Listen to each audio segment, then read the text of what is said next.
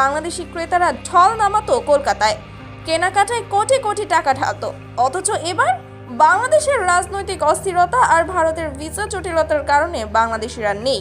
ফলাফল, পুরো new market, Gariahat সহ সব জায়গায় দোকানিরা মুখ শুকিয়ে বসে আছে। ব্যবসার অবস্থা এতটাই খারাপ যে অনেক দোকানদার কর্মচারীদের ছাঁটাই করতে বাধ্য হয়েছে।